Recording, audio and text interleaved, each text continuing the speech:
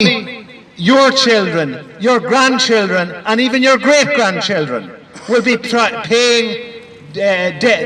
off that debt for decades to come and generations to come. And that is an illicit debt. It is a debt that should never have been contracted by the government of this country. Should never be a contracted, because it was to compensate the gambling losses of bondholders and of banks that recklessly lent money that they actually didn't even have during the building bubble that caused the crash and caused so much distress and caused so much hardship for people, because the people in this country are suffering austerity. We're told that we're past austerity in the last number of years, since the Troika, the IMF, the EU Commission and the ECB are no longer directly involved in controlling the financial, the fiscal affairs of this country. But that's not true, because we're signed up, the EU, the EC, the fiscal compact, we're signed up. Every Irish budget has to be submitted and has to be ensure that it is within the fiscal constraints set out by Brussels, set out by the people that the people that are supposed to represent us are puppets to. The people of the unelected bureaucrats in Brussels and in the European Central Bank in Frankfurt. They are the masters of this country. They have replaced the British as being the new imperial masters of this country, and their imperialism is a more noxious imperialism than the past British imperialism, because at least we understood that when we had English rule in this country, we understood that because of Ireland strategically was so important to the English not to fall into the hands of potential enemies of England. Ireland could have been used as a staging post for an invasion of England by the French or the Spanish or the Germans, and that is principally the reason why they were interested in pillaging this country and occupying this country for so long. But international finance capitalism wants total control. They want control of people's pockets, people's lives. Because once you're a debt slave, you haven't time to even relax when you finish work. How many families, how many couples, when they go home to their families after collecting their children from school or from a creche, and they go home to rest, and then it's time to get up again, and maybe they're living out in Kildare or in Meath or in Louth, and they're commuting into work in Dublin because they can't find work locally. And this, we're supposed to have an economy that has recovered from austerity. I tell you this, we are living through austerity now, and people don't realise it. Yes.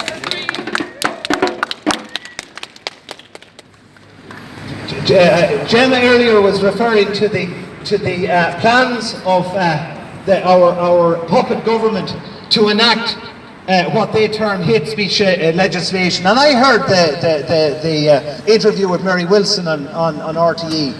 And odd time I tune in to hear what rubbish they go on with. But I heard that interview where she was putting the words into his mouth and encouraging the minister to introduce what she calls anti-hate legislation, hate speech legislation. But I'm going to say a very unusual thing for you in this gathering. I think it's high time. I think it's high time that we had hate speech legislation, but none of the kind that has been recommended by our mass media, none of the kind that Charlie Flanagan is planning to introduce next year.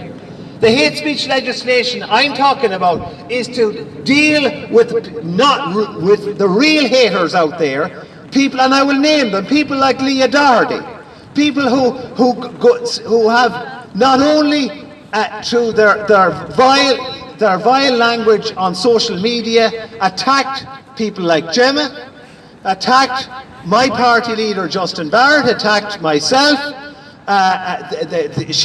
this woman actually put her words into action and carried out a physical attack by milkshaking the Gran Torino, Rowan Croft, in Carrick-on-Shannon.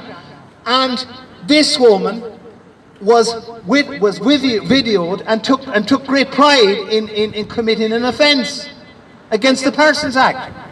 And where were the guards? Where were the authorities? Where was Charlie Flanagan to enforce hate speech legislation and the law and the rule of law against this person?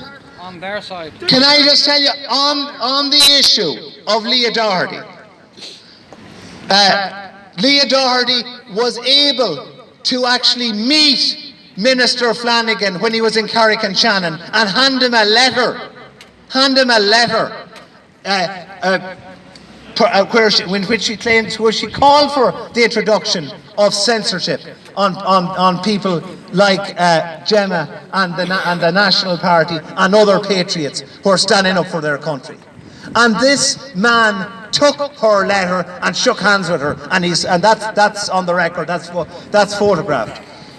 And I'll tell you this is Charlie Flanagan is not an easy person to access. He's not an easy person to go up to and speak to or hand a letter to, because at the ploughing championships, I had occasion to try and approach Mr.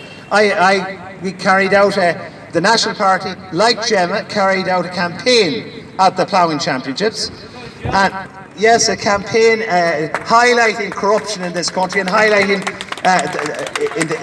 our campaign in the National Party at the ploughing this year was directed against the corporate parasites in the meat industry and in corporate agriculture that are putting Irish farm families out of business with the support of our government and the support of the EU, and that's what the purpose of our ploughing campaign was.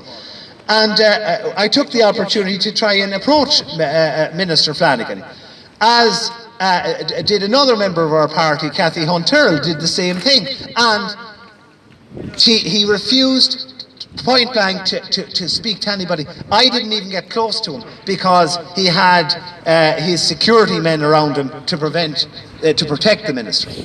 And we had a situation where the patriot Niall McConnell tried to interview the same minister, and he refused to even speak to Niall. But this is the same man that went crying on Highland Radio, the local radio station in Donegal, about how he was harassed at the ploughing championships. And how he said, it reminds me of what he said to Mary Wilson as well, he had anecdotal evidence of being a victim of the kind of abuse that needs to be curtailed by this censorship hate legislation that they have in mind.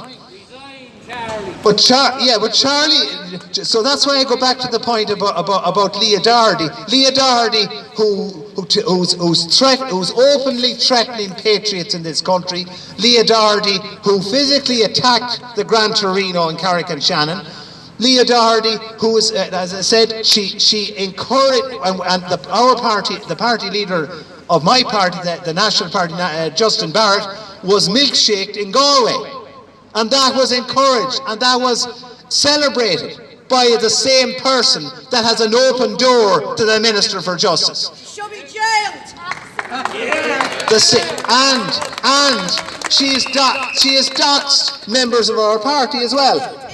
Cathy Hunt-Tyrrell again is another example of a person who, because she stood up for our country, because she dared to speak out like Gemma and other patriots, she has been doxed. She has been targeted, and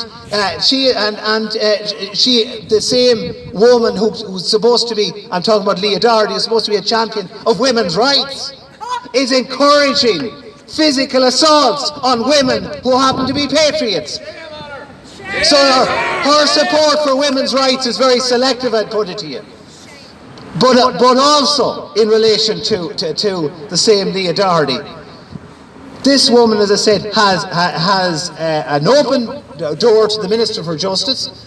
and we had an escalation of the threats to patriots in Galway, where the National Party took part in supporting the campaign against the plantation of Uachtarard, and which resulted in the milkshaking of Justin Barrett, the National Party leader, because he dared to hold a banner which said the words that Gemma said in her speech only a few moments ago: Ireland belongs to the Irish, and always will, and always will.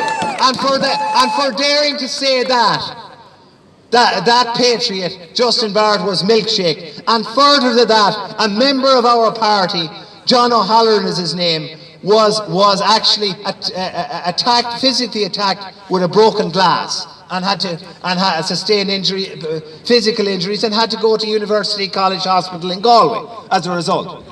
But again, the person that celebrates this gets away with it. And there's the proposed hate speech, and she has an open door to the Minister for Justice. And the the same Minister for Justice is about to introduce hate speech. It is not going to go near extending that hate speech to people who actually do promote hate.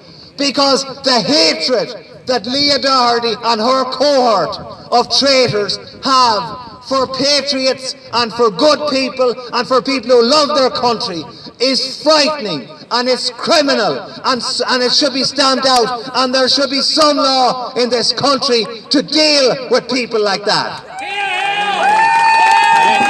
So I am in favour of hate speech legislation that deals with real hate, not with love, not with patriotism that's about love of your country, love of your kind.